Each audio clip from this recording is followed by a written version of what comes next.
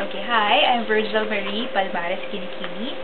I was born and raised in Parañaque, but my parents came from Cavite. I think my dad came from Cavite. My mom came from Bulacan and Iloilo and Bacolod. So, basically, I'm a mixture of both Luzon and Visayas blood. Okay, and I'm now working as a teacher, as an English teacher for Korean.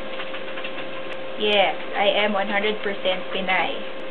I was born and raised in the heart of Metro Manila, and I know all the pop culture stuff.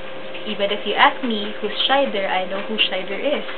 um, Also, I speak very good Tagalog. What else?